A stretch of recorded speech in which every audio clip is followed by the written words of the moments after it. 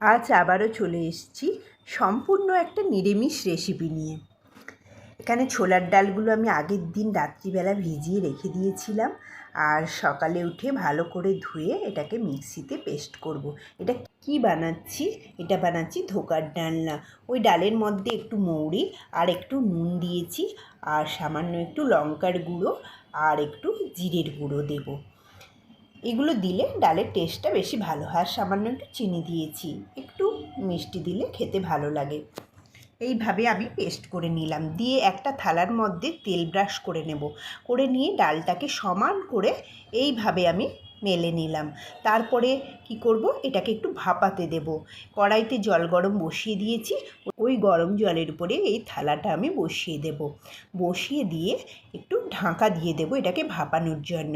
5-10 minute ভাপ দিলেই হয়ে যায়। এখানে আমি মশলাটা রেডি করে নিচ্ছি। কি করছি, কাজু আর চালমগজ আর 2টো কাঁচা লঙ্কা আর দেব টমেটো, এইগুলোকে আমি পেস্ট করে নেব।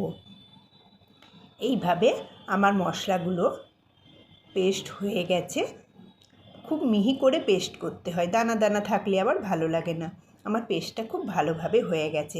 এবার রান্নাটার দিকে চলে আসি। এবার দেখি যে ভাপে ডালটা রেখেছিলাম, এই দেখো কতটা শক্ত হয়ে গেছে।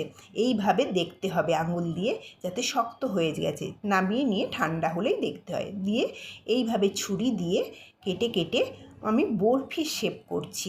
এটা চৌকো শেপও করা যায়, এটা বরফির শেপ করলে বেশি দেখতে ভালো লাগে। বেশ বড় বড় করেই করছি, ছোট ছোট আর বানাচ্ছি না। এটা দেখো কেমন কেমন সুন্দরভাবে উঠে আসছে।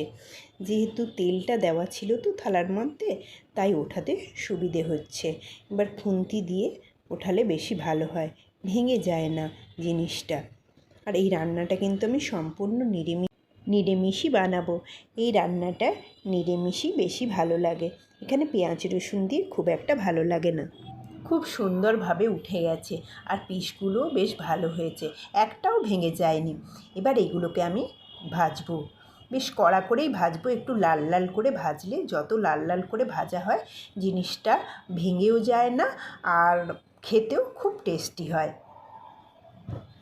একটু সময় লাগে ভাজতে, তাই একটু তেলটাও বেশি লাগে। এইভাবে সব কটাকে আমি ভেজে নিলাম। আর এখানে ফোড়নের জন্য গোটা মশলা কী কী দেবো, তেজপাতা, শুকনো লঙ্কা, জিরে ফোড়ন আর দারচিনি, লবঙ্গ আর এলাচ, এইগুলোকে তেলের মধ্যে সব কটা দিয়ে দিলাম। হয়ে এলে আমি ওই পেস্ট করে রাখা যে মশলাটা বানিয়েছিলাম, সেই মশলাটা দিয়ে ভালো করে আমি কষিয়ে নেব।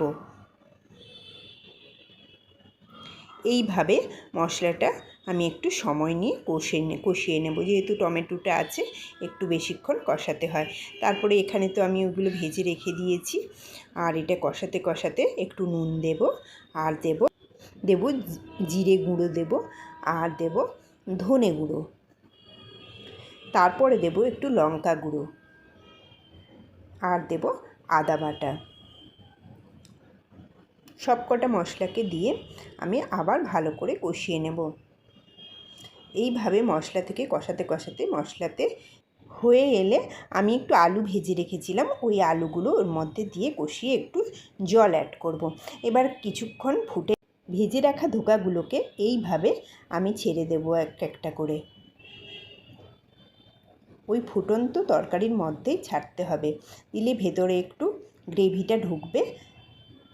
একটুখানি ফুটতে দিতে হবে, নাহলে ভেতরে গ্রেভি না ঢুকলে তো ভালো লাগবে না খেতে। এই দেখো আমার রান্নাটা কিন্তু হয়ে এসছে। তাই নামানোর আগে তো আমি একটু গরম মশলা দেবই। গরম মশলা দিয়ে আমার রান্নাটা পুরো রেডি হয়ে এসছে।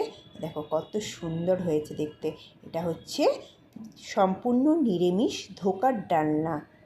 খেতে কিন্তু ভীষণ ভালো লাগে।